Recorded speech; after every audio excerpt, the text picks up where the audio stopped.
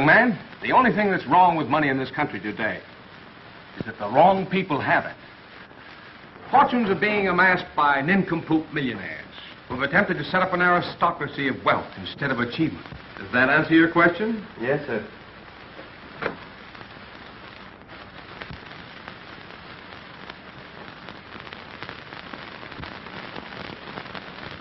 Oh, and while we're on the subject of nincompoop millionaires, it might be well to consider my plan for limiting the antics of their offspring by establishing a 90% inheritance tax.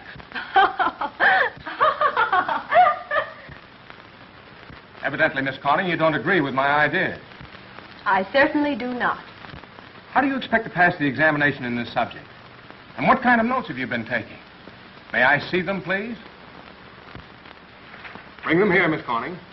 And please hurry, you're holding up the class.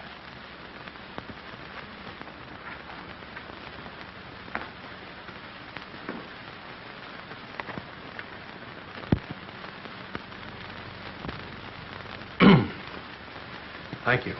You seem to have covered the subject completely. Maybe you have some ideas on what's wrong with conditions today. There is nothing wrong with conditions. It's the people. If they weren't too lazy, they'd go out and get a job. Did this brilliant solution originate with you or your father? My father thinks the same way, too. Maybe that's what's wrong with the banking business. Corning, you'll certainly have to change those views if you expect to pass your examination and get your diploma. That's all, Miss Corning. Please be seated.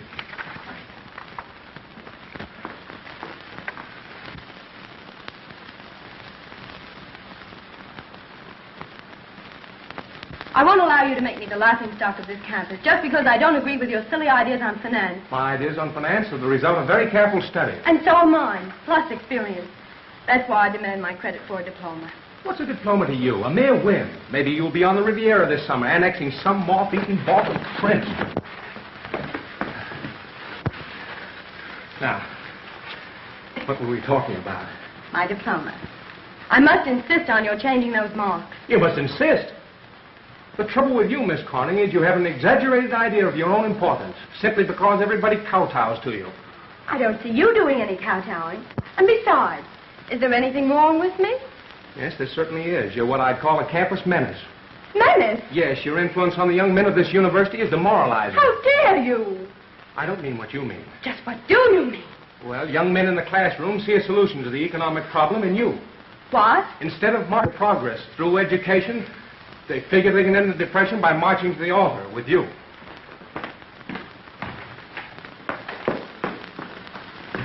Professor, you seem to have my personal affairs all figured out. I didn't know I was so important to you. You're not. There are things more important on my mind than you. For instance? I'm much too busy on my forthcoming campaign to end the depression. Campaign to end the depression? Huh. Yes, I'm being sponsored by some very important people. Who in the world would sponsor you? Who in the world? The World Improvement League. I never heard of them. Well, there are a lot of things you've never heard of before. Excuse me. Professor Jones, there's something else I want to say to you.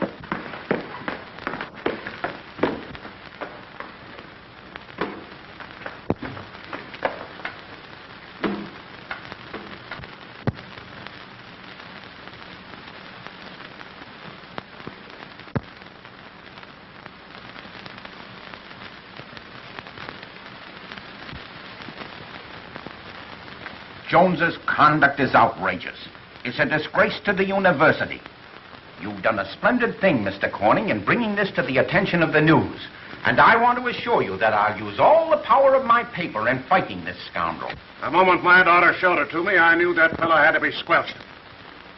Question: what is wrong with money? Answer: the wrong people have it. And sponsored by the World Improvement League. World Improvement League. That's a dangerous bunch, Mr. Moxie. I've got it. Russian secret system strikes at Pelton. Agents of the GPU at work. It's a headline, Markey. GPU strikes in Pelton. Loyal campus queen leads students in protest. It's the feminine angle. Mr. Moxie, I don't exactly like that campus queen idea. Might I suggest that we keep my daughter's name rather subdued? I don't agree with you. Miss Corning has done a patriotic thing which should result in this rascal's dismissal. But I don't want him. I want somebody to put him in his place. He's dangerous. He's a lunatic. Couldn't you force him to apologize? Apologize? Why, the man's refused you a passing mark because you didn't agree with his crazy doctrines. Miss Corning, I'm depending on you to assist Mr. Larkey. That will be a pleasure. Come on, Mr. Larkey. I'll see this red professor gives you a diploma. When the presses begin to hum, you'll hear the dying groans of Trotsky doing a Kazatsky with the remains of Professor Jones. But I don't want to see the dying remains of Professor Jones. I only want somebody to put him in his place. Yeah, we'll do that.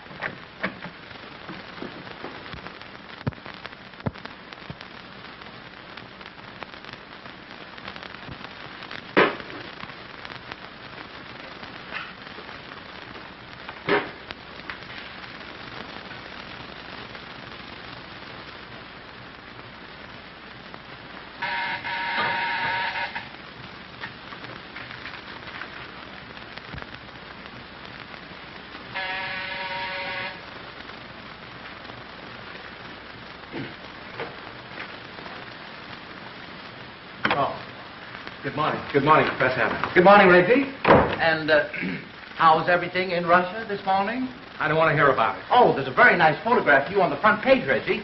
You'd be delighted at this, really. Ah, how about a nip of vodka? Or a drink of music, or whatever they have on the Russian steppes for breakfast. If you want a cup of coffee, help yourself. But don't mention anything Russian to me. I never drank vodka, and I hate caviar. Tell me, Reggie, how did you come to pick on the richest girl in Pelton when you want to start a fight? Professor Adams, if you had to sit in front of that grinning face and expound your theories on finance, surplus, and distribution, you'd know what I've been up against. Did she disagree with you? Well, not in words. She just smiled and kept on smiling, with that sickening grin on her face. Like this. Oh, worse than that. When I mentioned what should be done with wealth, I thought the poor girl had some affliction of the face. Well, maybe she has ideas, too. You know, people with money generally do. When I marked her incorrect in class, she had the nerve to suggest that I should go and get some money and see if it changed my ideas. And that ended it, I suppose. Ended nothing. She began to stay after class, and then she got to walking home with me afternoon. Walking home with you? Sounds almost like a romance. Romance, blah. She just wanted to tell me what she thought of me and my ideas. Good old Jonesy. I bet she didn't make much headway with you. You were just wasting her time. And you were wasting your time when you got mixed up with this bunch of radicals.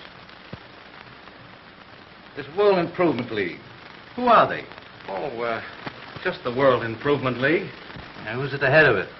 Well, I'm the president. You're the president?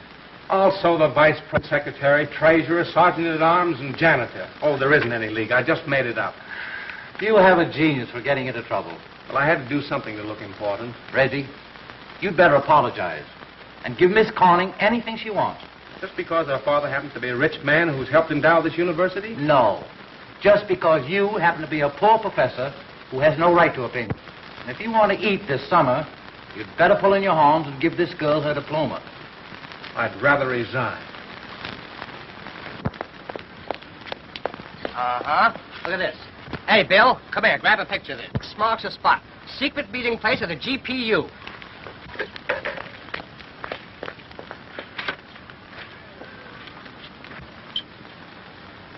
What do you think of a guy like this? They give him a beautiful place like this, free to live in, and he bites the hand that feeds him. That's gratitude for you. All right, Jones, now come clean. I want a story out of you. That isn't Professor Jones. There he is. Hey, wait a minute.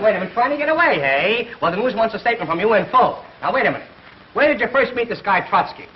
I met Trotsky at a Russian dance. There was blood on the snow. But we danced because we just murdered another journalist. Stop it, Reggie. Wait a minute.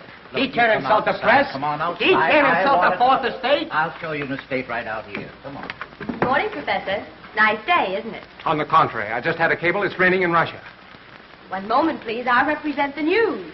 Self-satisfied, brainless, substituting money power for logic. How dare you?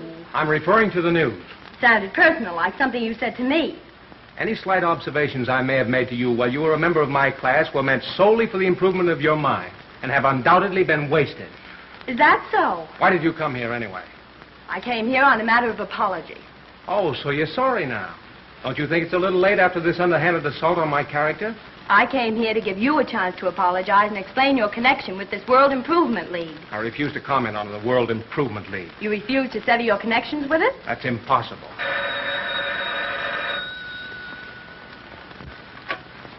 Hello? Yes, Dean. Yes. Without going to class first? Yes, Dean. I'll be right over.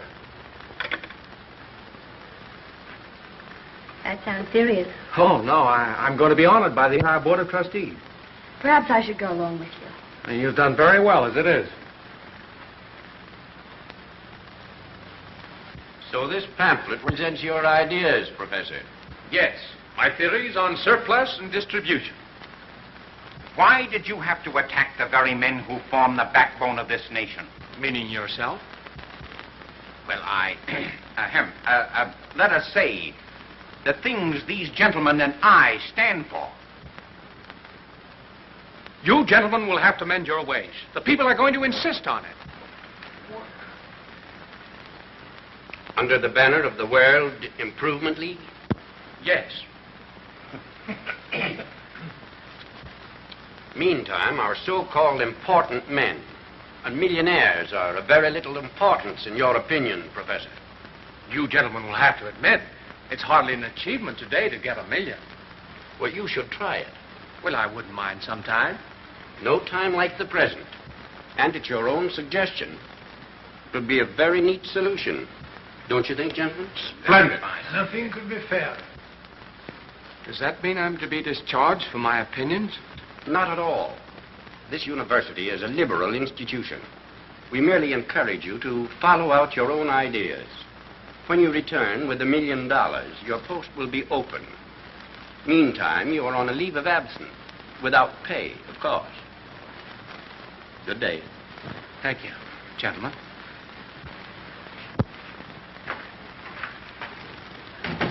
Well, that was getting out of a difficult situation very neatly. Thank you. I don't think so. I'm against letting him off this way. I'm going to see that he's trailed and his activities exposed. Conference over so soon? Yes, everything passed off very nicely. You're to get your diploma. Thank you. Oh, backing down, eh? I had to back down. You see, I'm to get $1 million. $1 million? $1 million for your ideas? Yes, for my ideas. Like a Nobel Prize? Well, not exactly, but I'm to get $1 million. I can't believe it. Well, that's what the board just said, and they meant it. Well, I wasn't exactly willing, but they insisted. Oh, boy, what a story. The professor's plan ends the depression. Will you go right on teaching? No, I'm to go on a leave of absence. Travel a bit and see the country. Will you be gone long? It's quite a while, I guess. Well, goodbye, Miss Corning. Goodbye. Where will your address be, Professor? The Ritz.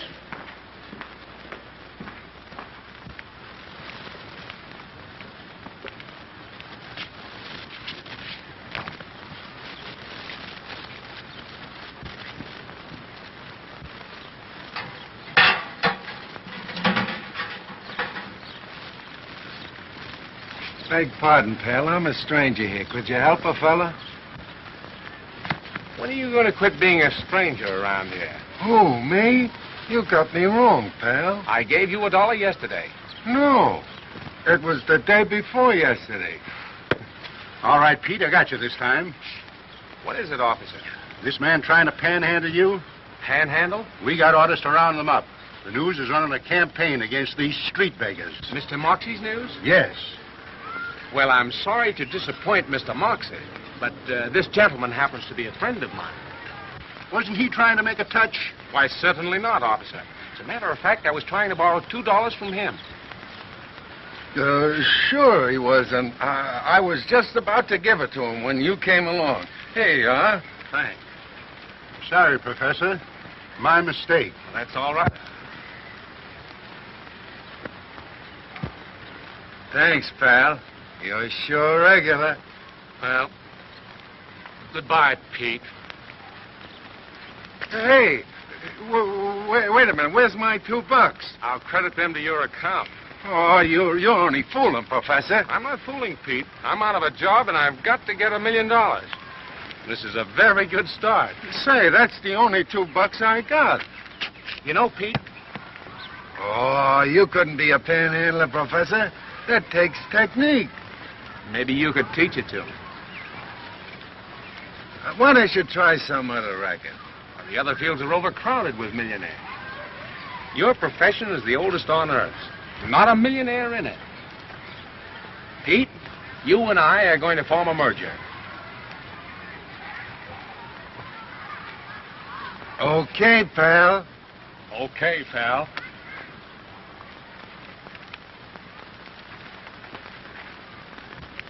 Now I'll explain how we work this racket.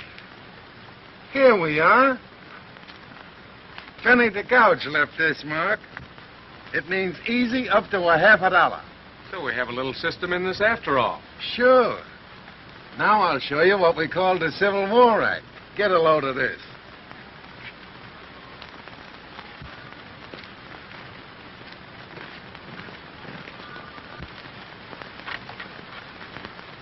Could I mow your lawn for the price of a meal, sir? You're in no condition to work. Here's the price of a meal. Thank you, sir. It's all right, son.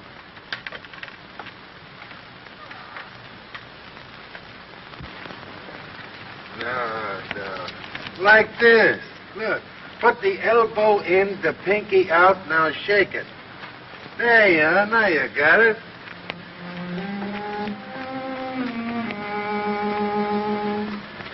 Come on, Professor. Well, wait a minute, Pete. I want to hear this blind man play.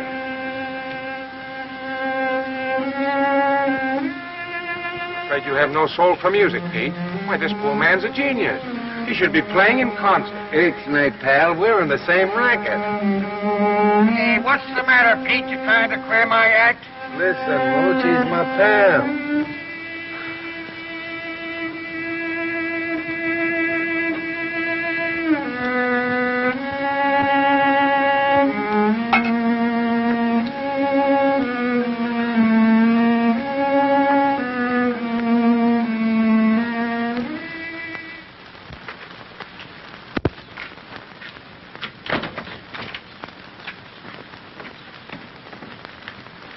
Well, here we are, headquarters. Hotel Fritz, that's funny. What's funny about it? Well, I told a certain party I was going to stop at the Ritz. Oh, well, when you're under Fritz, this is the Ritz.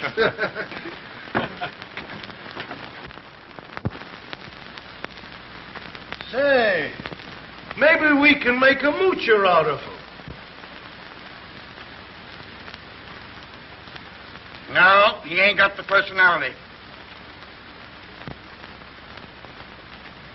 How about him doing the Civil War Act? Yeah. No, I tried him. He ain't so hot.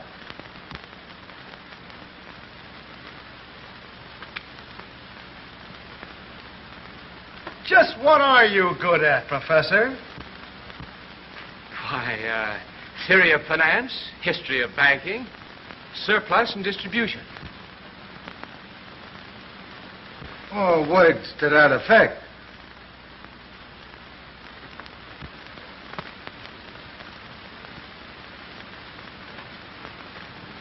Too bad. You college men present a very grave problem. Wait a minute, Benny. I got it. Something in my line, Pete? Have you got a face for this? For what? Dummy chuck. Dummy chuck? Yeah. Chew some soap and throw a fit. Oh, I'm not going to throw fits. That's too simple. Yeah? Well, let me tell you something. It takes a good man to chuck a dummy. Yeah, go ahead and show him, Pete. Keep your eyes on me.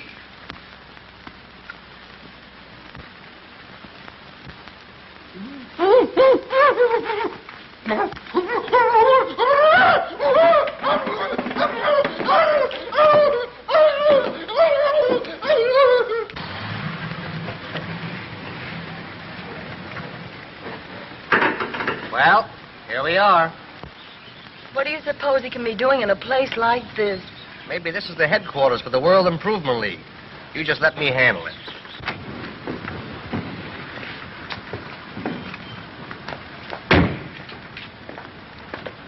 Do you think it's safe for me to go in here? You're with me, aren't you?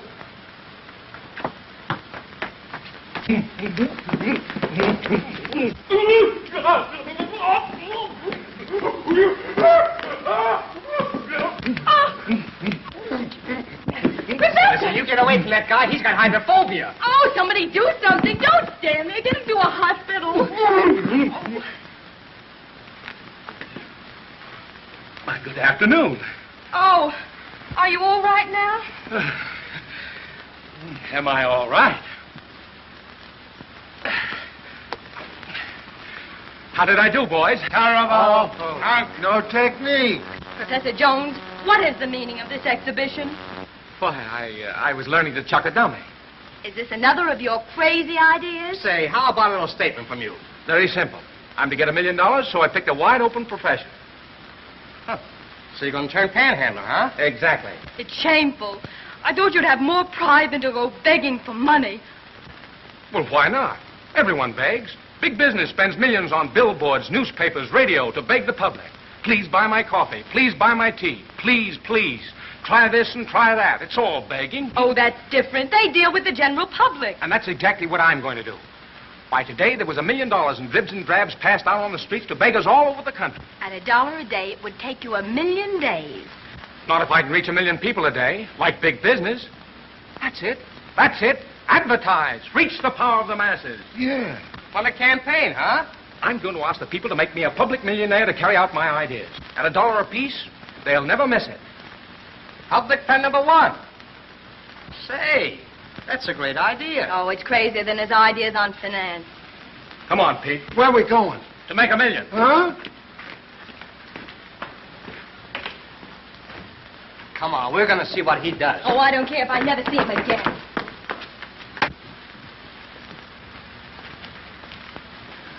The guy says you got to take out 10 words or pay another $1. I don't know how I can change a word. It's perfect as it stands. Certainly. Wanted 1 million people to give me $1 apiece to make me the first millionaire by public subscription. You'll never miss $1, and I promise to give you more for your money than any millionaire that ever lived. Address, Professor Reginald Q. Jones, Fritz Hotel. Now, how could I cut 10 words out of that? It sounds perfect.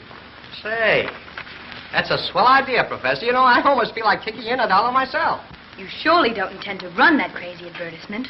My intention has nothing to do with it. It takes $1 more than we got. If $1 is all that keeps you from making an utter fool of yourself, I don't see why I shouldn't help complete the job. Ah, the first of the million. Thank you. Settle our advertising account, Pete. Right. Say, that's a great idea, Professor.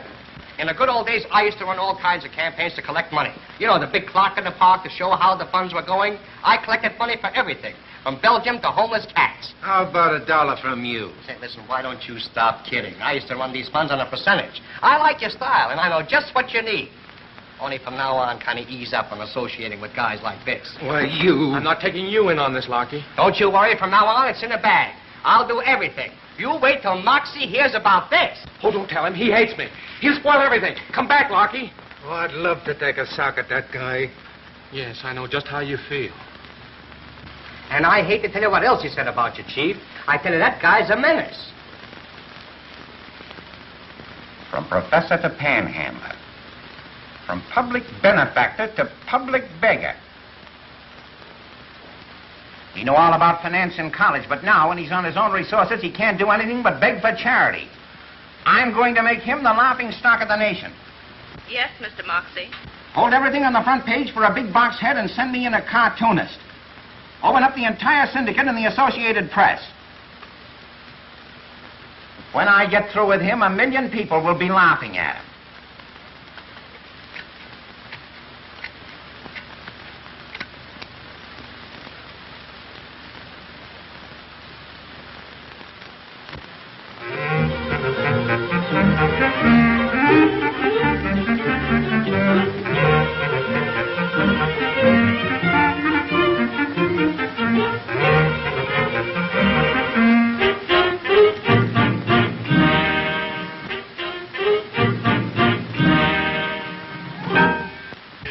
Moxie says he's a radical. Well, I don't like Moxie. No. I'm going to send $1 to Jonesy. Me too. Here's a chance, girls, to catch a millionaire. All Professor Jones wants is $1 from 1 million people, and he promises plenty. You know, I think he has a splendid idea. We'll both send him $1. You know, my dear, I don't like the way Moxie picks on this poor, jobless professor. We're going to send him $1. Is it romance? Girl who caused Jones to lose professorship gives first dollar to make him millionaire. What are you going to do about that? I'm going to have him arrested. He ought to be put in a lunatic asylum.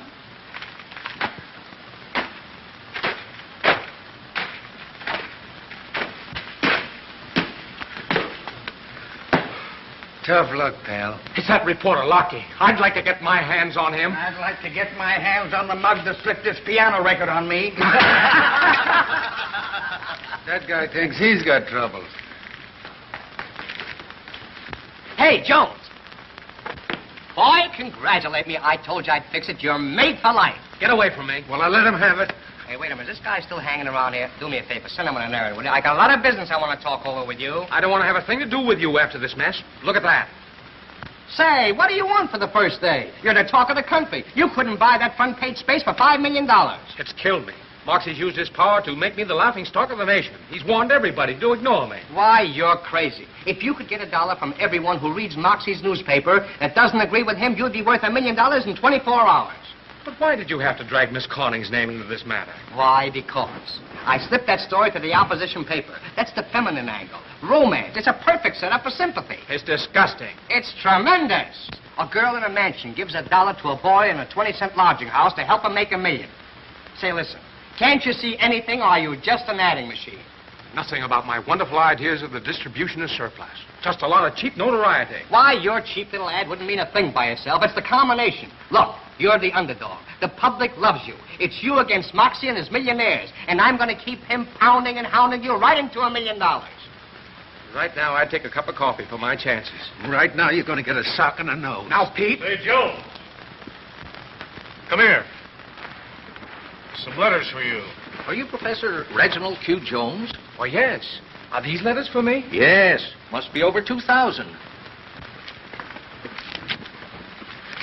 Why, here's $1. Here's another one. In less than 24 hours. What did I tell you? 2,000. Hey, wait a minute, you guys. Hey, let's eat. Huh? Keep your fins off. Robbing the mails is 50 years. Oh, yeah. Help me open it. You started all this. I only wanted somebody to put him in his place, and you had to have him fired. Why don't you go to Florida, Europe, anywhere? Get away from all this. Do you think I'm going to let him drive me out of town? All right, sit down and be quiet. I know how to get rid of him. How? I've been in touch with Mr. Jones. He's coming here to see me. What does he want? Well, he's coming to see me on business, and that can mean only one thing. Money. Money? Yes, I imagine his price won't be very high. You're going to buy him off? A few $100s will mean a lot to him. Professor Jones to see you, Mr. Corning. Send him in. And you keep out of this. I'll put him in his place. Good morning, Mr. Corning. And Miss Corning. Oh, all packed, I see. Yes, that's all I had. Well, let's get it over quickly. How much? $25,000. 25,000. Yes. Even Miss Corning will have to admit that's pretty fair. I think it's just like you. Yeah, it's ridiculous. 500 would be a lot. Well, it's $25,000, I tell you. See here, Jones. Haven't you caused my daughter enough annoyance without this? It annoyed me somewhat to be discharged. But I'm willing to call everything square. I suggest that you take 500. That's about a half a year's salary. You can go out west where I may find you a small position where your ignorance of finance can do no harm. You think I came here to ask you people for money? What else? I came here to deposit $25,000. The result on 2 days' returns on my campaign to raise $1 million. 25,000 in 2 days? Yes, sir. Well, of course, Professor, that alters everything. And the First National is the proper place. Sound institution, I'll have an account open for you right away. Just a moment. I don't want to open an account. I want to change into 25 $1,000 bills. And then I want to rent a safety deposit box. Oh, yes. Yes, Mr. Corning. Get a safety deposit box for Professor Jones and have his money changed any way he wants it. He'll be right out. Yes, sir. Thank you, and good morning. We certainly squelched him. We certainly put him in his place. He put himself in his place, right into the hands of the postal authorities. Yes, Mr. Corning. Get me Post Office Inspector Harley. Yes, sir. No, they ought to be very interested in a secret fund obtained through the mails to be distributed for purposes known only to Professor Jones.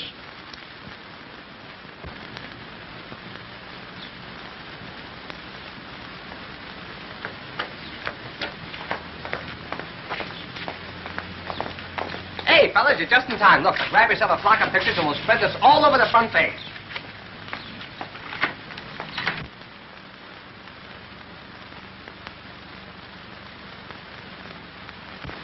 I've studied your plan for distributing distressed surplus at cost and feel it to be a blessing for manufacturers like myself who face ruin unless we can dispose of surplus to meet bank loans. What is the actual labor and material cost of this to you, Mr. Travis?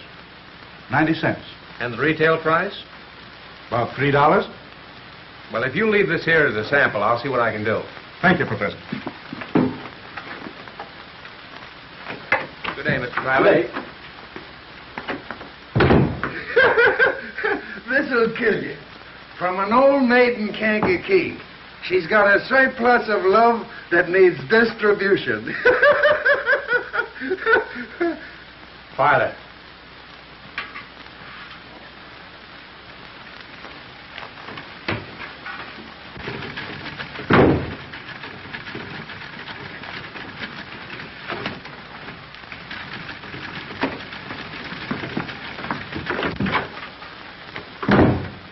Listen, there's something up. I just saw Moxie and Corning downstairs with a couple of suspicious-looking characters. Well, I seem to be getting very important lately. Listen, any guy that's got nearly $500,000 is important.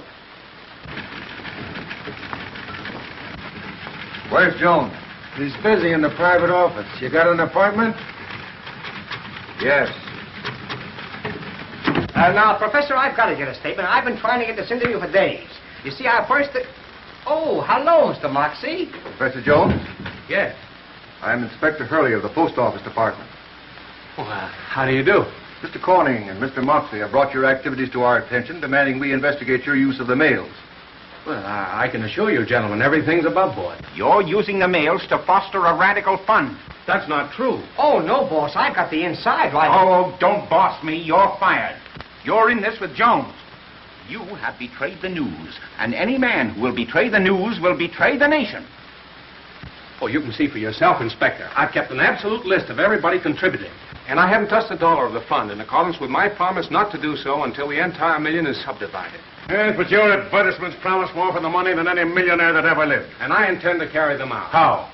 By hiding money in a safety deposit box? That's my individual business. There's where you're wrong. No individual is allowed to campaign money by mail. It would be different if this were an organization. But this is an organization. I'm carrying out the plans of the World Improvement League. Well, is it a responsible organization? Oh, yes, they're a fine body of public-spirited citizens who are in absolute accord with my theories on the distribution of surplus. In that case, I would suggest that you bring your board of directors to meet the directors of the First National Bank on Friday morning. Friday morning? Yes? Yes. Meantime, you will withdraw the money from the safety deposit box, put it into a trust fund, which will be controlled by the bank, pending the outcome of this meeting. Very good, Inspector.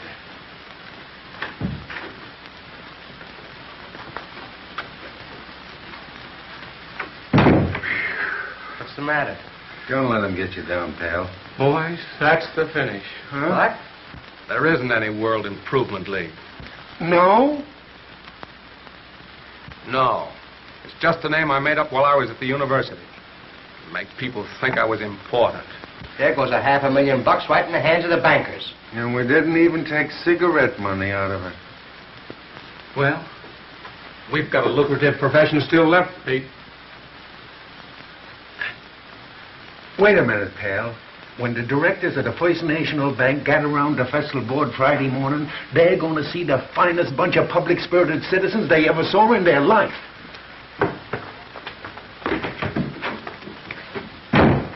I think I'll buy 1 million shares of steel. I'll take $1 million worth of bonds. But steel is much higher. Rails is fiber. Bonds is going up. And look at rubber. Yeah. Come on, you mugs, rehearse. Put some life in it. You ain't bought a nickel's worth of stock in an hour. You're supposed to talk in the millions. Oh, what's the matter, Pete? I thought we were doing pretty good when we sold them the Pennsylvania Railroad. Oh, you're terrible. I don't think you guys was ever in a bank. Who, me? I was almost in a bank once when the tunnel caved in. Yeah? Well, tomorrow you're going in through the front door for a change. And what worries me is what you guys is going to do when you meet the president. Oh, there's nothing to it. It's in the pillow slip. Yeah?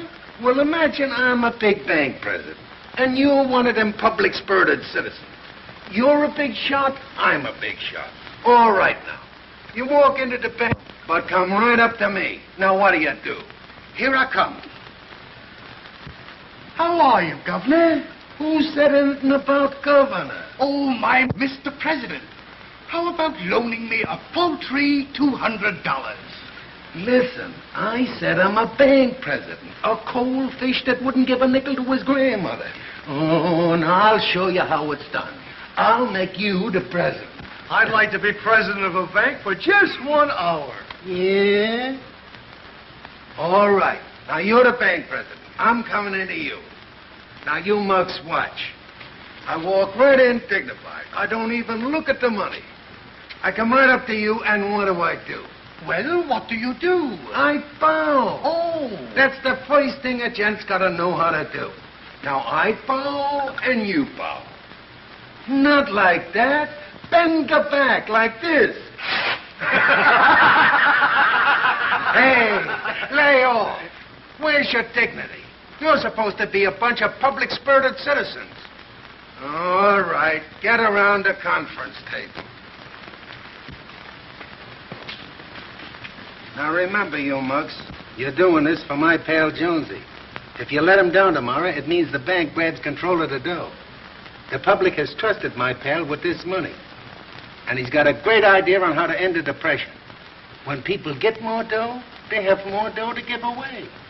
But if them highbinders get their mitts on that dough, there won't be enough left to buy a bag of peanuts. And there's one more thing I want to tell you guys. When you meet them mugs, don't try to panhandle them. No, that's right. See ya, fellas. Where did you get those? Now, don't be too inquisitive. I just borrowed them. Oh, yeah? Hey, wait. Take it. Here.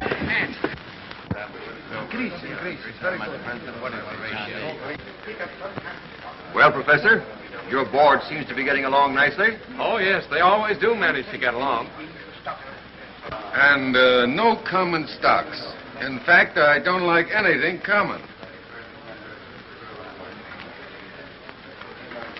I haven't met you. My name is Smith. How do you do, Mr. Smith? Glad to have met you.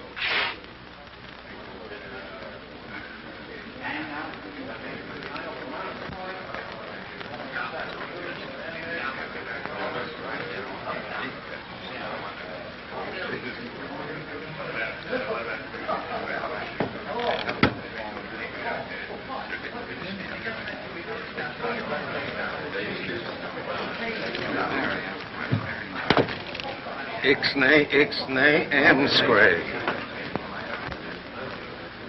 I beg pardon, Counselor. Our London delegate has forgotten his cigar case. Oh, that's too bad. It's all right. What kind of cigars do you smoke? Corona. Right. Thank you, Counselor. Oh, that's all right.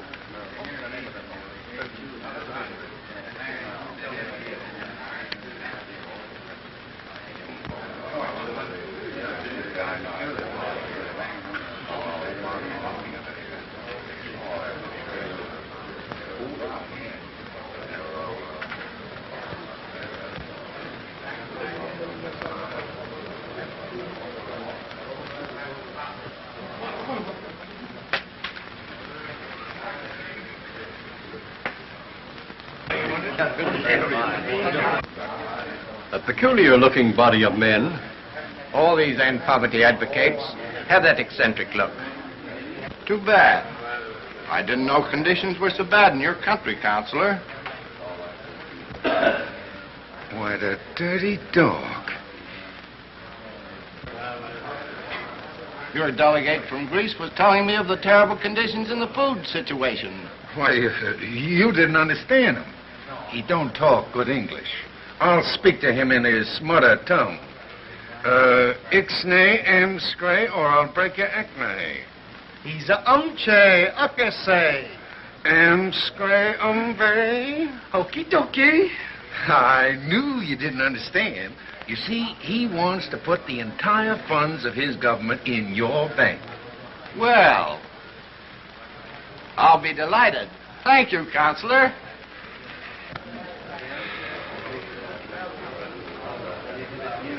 Gentlemen, in my capacity as trustee, I would like to ask your opinion as to some investments for your funds. Now, first, let us consider the Eastern and Western Railway.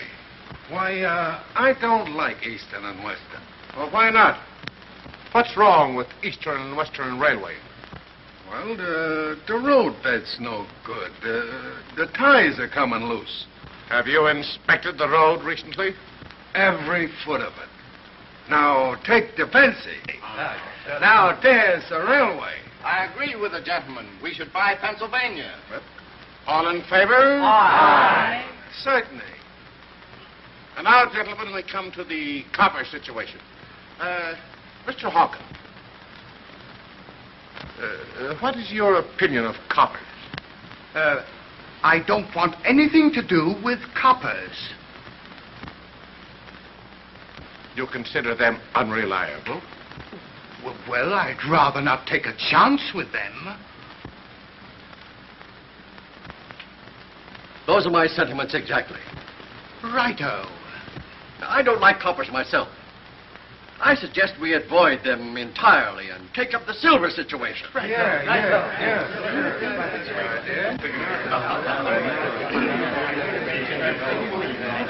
Is everything satisfactory, Inspector?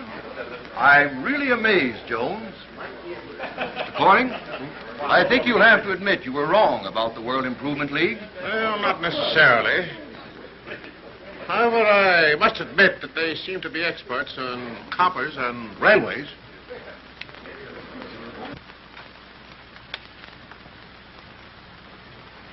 Well, if it isn't Miss Corning.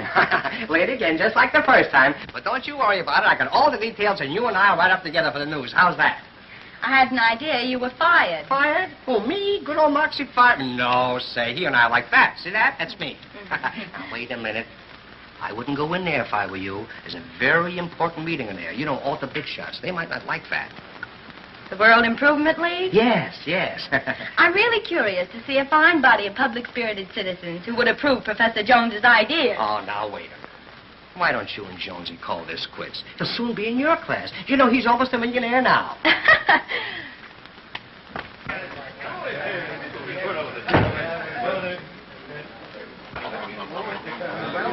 And worked it up to 100. I do you.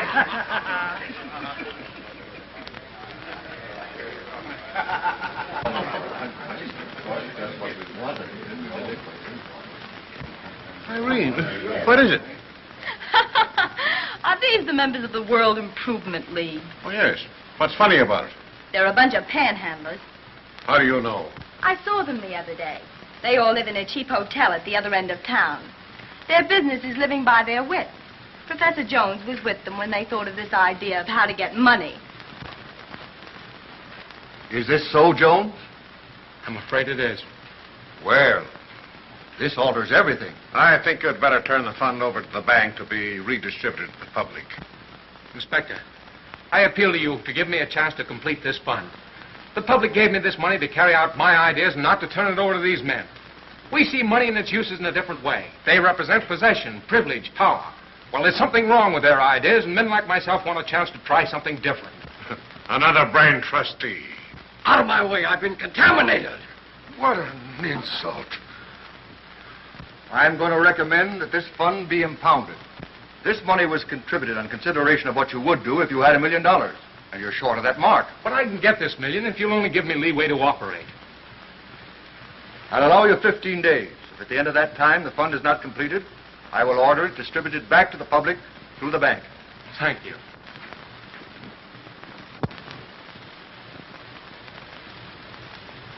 Keep it, Professor, with my compliments. Besides, I have an idea you've got something up your sleeve. They ain't stopped us yet. The professor's got a chance to talk on the radio. Nuevo toothpaste. Nervo toothpaste? Rub it in your gums, it penetrates the nerves, it pacifies. You never get nervous with Nuevo.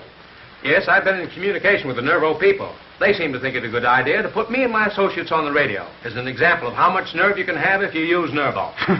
Splendid. It's a chance to work in an appeal to 15 million listeners. If I can get in on that hour, I'll complete this plan. Best of luck to you, Professor, and I'll keep in touch with you. Thank you. Thank you. Bye. Say, this is a swell gag. If we had some ham, we could have some ham and eggs if we had some eggs. There's a funny one. You'll never get on the radio with jokes like that. No? Well, listen to this one. I had an accident today. I threw a cigarette out of a second-story window. And how was that an accident? I forgot to let go of the cigarette. Well, I'm glad you guys have got something to laugh about. Any word yet? Yeah, I just came from the bank. It's full of clerks running up a lot of expenses and only one sack of mail. Nothing from the Nervo company? No, but Corning promised he'd let me know just as soon as anything came. They promised to advance me $1,000 expense money to bring the boys to Chicago. Yeah.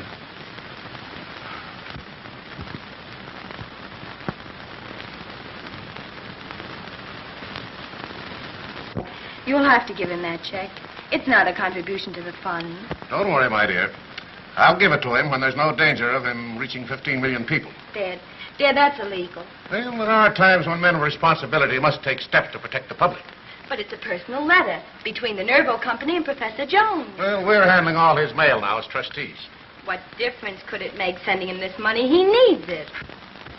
It might make a difference of $200,000 in eventual fees for handling this fund. Besides, the public must be protected. Fools like Jones have no right to money. Dad, this is the very kind of thing Jones has been saying about you. What did he say? He said that people like you, when they have some illegal thing to do for money, always find some high moral ground to put it on. Jones is a radical, a troublemaker. Besides, there's nothing illegal in what I'm going to do. I'm going to send this check back to the Nervo people. Dad, Yeah? I quarreled with Professor Jones in class. He's responsible for his being discharged, thrown out on the street, because I believed he was wrong. And it's going to be dreadfully humiliating for me now to have to apologize. Irene, where are you going? So your old man's a crook. I've got to get that check from your father. He's already sent it back. But how are we going to get to Chicago? I have a roadster. Nix. A dame once took me out in a roadster to get me bumped off. Yes, how do I know this isn't a trick just to get me out of town? You'll have to trust me. Well, I don't see why you're going to all this trouble just on my account. Because I don't think you'll ever become a very good panhandler. Oh, so you think I'm a failure at everything? Hey, a telegram from Nervo. What does it say? In front of her? Well, that's all right. Go ahead. Read it. Expect you broadcast 8 o'clock tomorrow evening with your Knights of the Road, leading exponents of Nervo. Knights of the Road. That's my gang. 24 hours to get to Chicago and no money. We can make it in the car. But there's only room for 2 of us. What about the rest of the boys? Never mind about the boys. When them mugs make up their mind to travel, all the railroads give them service. Well, come on, let's go. So long, pal. See you in Chicago. Yes, good luck, Pete. Goodbye, Professor. Good luck, Lockie.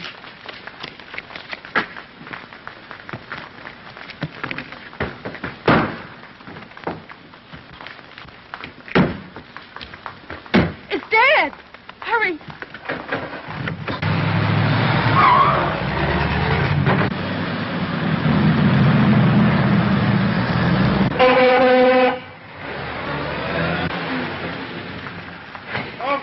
Officer! Yes, what is it? My daughter just been kidnapped. Kidnapped. What's your name? Irene Corning. Give me her description. She's 20 years old. Dark hair, dark eyes, got a blue dress on. Calling all cars. Calling all cars. Be on the lookout for Miss Corning. Age 20. Dark hair. Dark eyes. This young woman was last seen with Professor Jones in a light tan roadster. License number 11-764. Extra, extra. All about the kidnapping. Heiress kidnap. Extra. Paper, mister?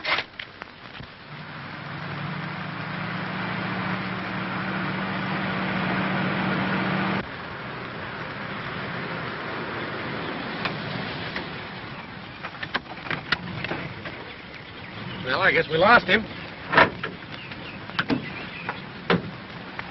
I'm going to take a chance on hitchhiking to Chicago. Well, what's the matter? I saw your father waving his arms to a policeman. Next thing you know, he'll accuse me of kidnapping. Won't that be exciting? Well, I wouldn't put it past him. Dad's smart that way. Yes, and in a lot of other ways, too.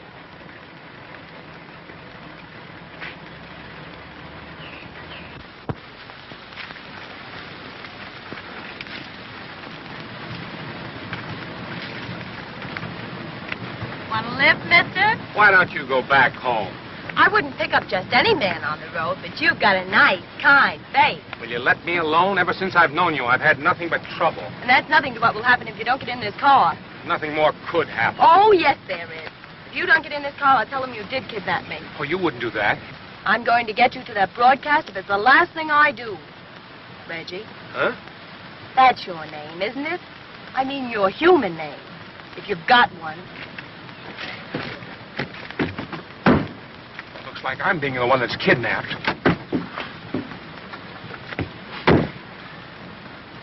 Don't worry, Mr. Corning. He can't get away with it. We've got everything covered. Railroads, airports, steamships, and all waterfronts. I don't care what you cover. Get my daughter out of the hands of that lunatic and his bunch of notorious characters. Spare no expense.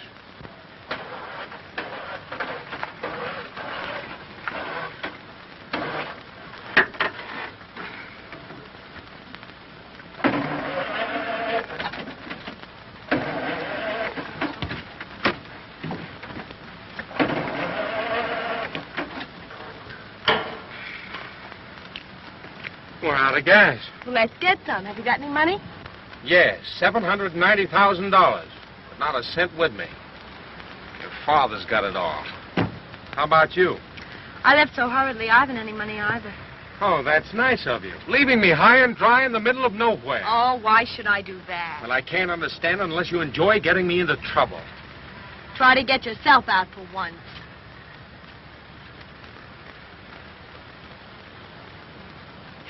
It's lucky I learned a little trade.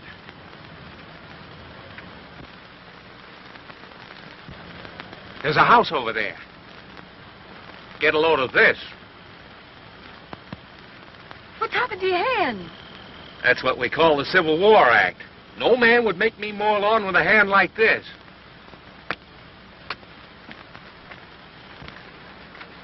Can I mow your lawn for the price of a meal, mister?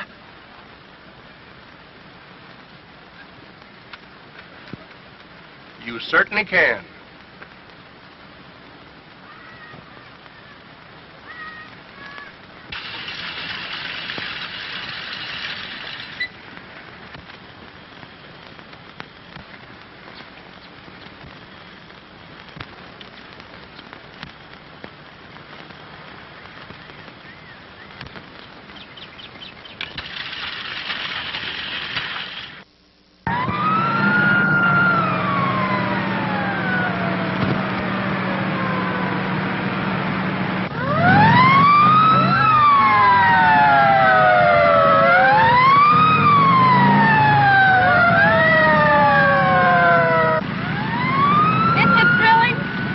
Be happy till I'm in jail.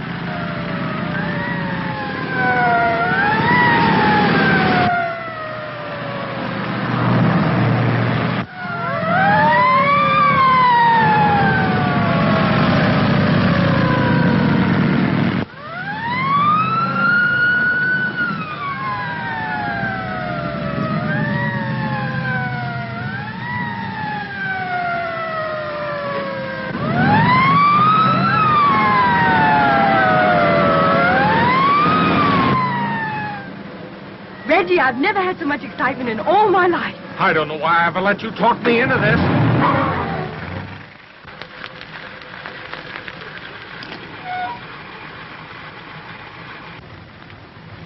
Haven't you got any idea where we are? No. Good. Let's stop here until daylight. Stay here all night?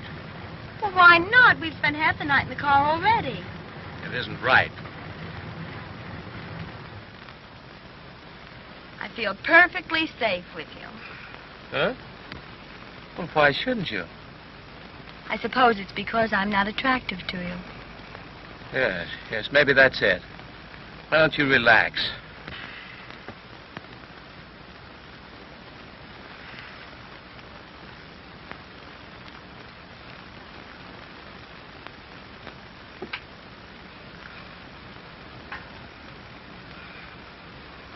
Professor, Yes.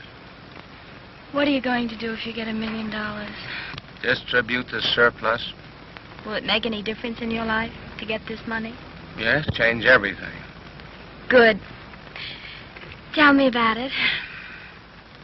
The trouble with this country is the uncertainty of disposing of surplus.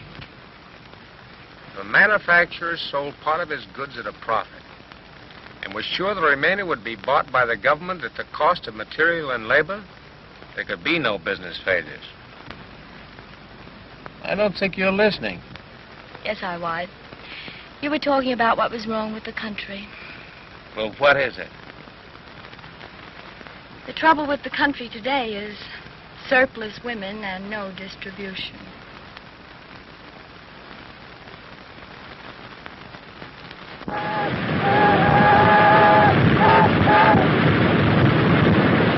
But I insist. I had berth 7 or 9.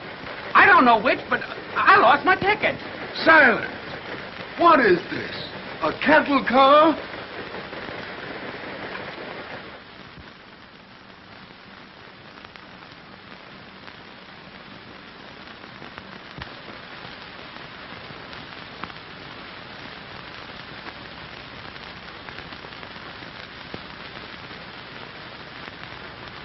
I tell you, Chief, there's no sign of Jones. We've been here since 5 o'clock. Yeah, we're right out here where you can see everything. The other actors are rehearsing. Okay, Chief.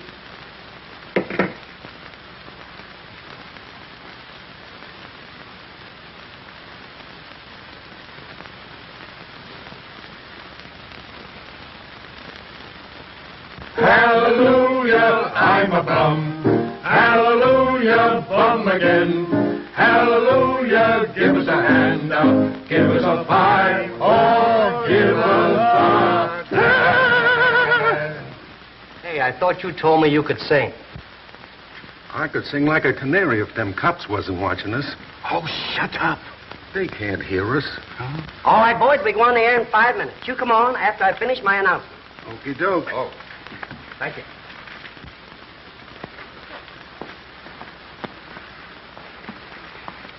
What's it look like, Lockie? If you step out in front of that glass, you'll be like a goldfish in a bowl. You won't get a chance to say 3 words. I'll talk to those detectives and explain everything. Did you ever try explaining anything to a detective? Oh, can't you think of a way to get rid of them?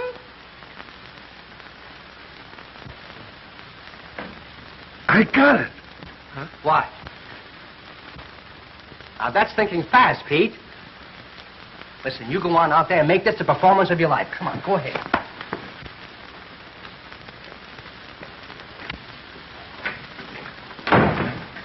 Quick, quick, get my wife. What's the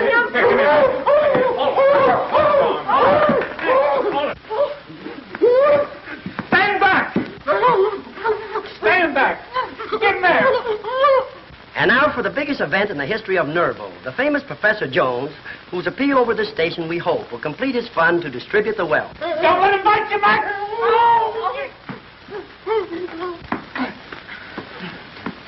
Ladies and gentlemen, you are listening to one of the most sought-after men in the country. As you probably know, I am wanted by the authorities for the kidnapping of Miss Corning. But I have a surprise for you. Miss Corning is standing near me and will speak to you in just a few moments. Let go of Matt. Let go of Matt. He'll run down like a clock. Meantime, folks, I appeal to you to send me $1 to help complete a fund that is already 4/5 subscribed.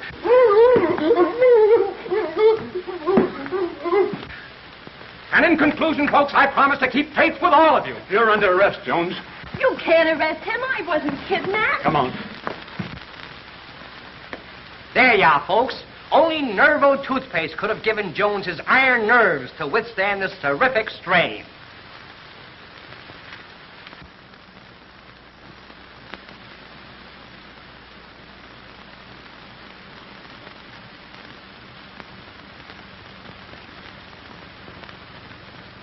Here, take those down to the express office. Get them right off, will you? Hey, Benny, come here. Take those parcels down there. Okay, Doug. Pick them up.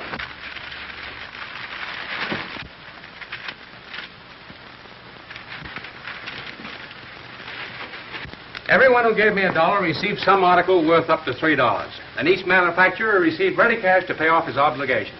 Well, it was just a demonstration to show it could be done. I thank you for your support. Good luck, Professor. Thank you. Lots of it to you, sir. Thank you.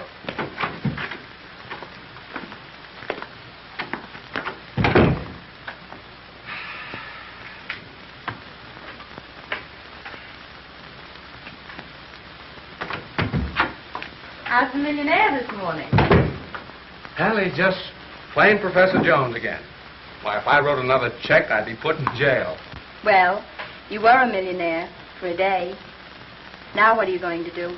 Go back to Pelton University. They told me to come back when I made $1 million. Father said they told you to come back when you had $1 million. Oh. I see. Hey, Professor, listen to this. Here's a letter from Detroit. Your article was the best value I ever received. I'm enclosing another $1. Do it again.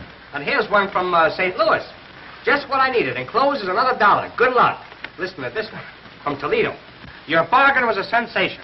The entire neighborhood is sending you $1. I suggest you call it the Bargain of the Month Club. Bargain of the Month Club.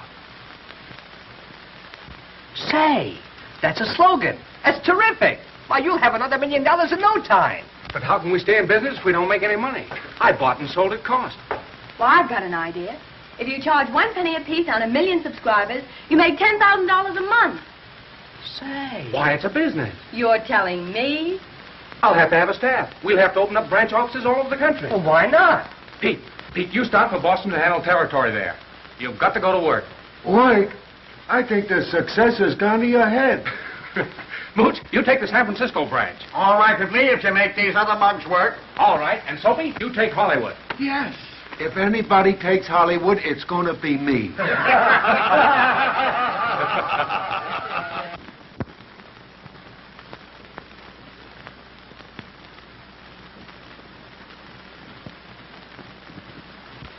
So this is your new office. Yes. How do you like it? Oh, it's beautiful. You see, my theory on surplus and distribution was right. Seeing you're so successful, I'm going to open an office myself. You are? What for? To distribute surplus women. We're just coming to that. Reggie.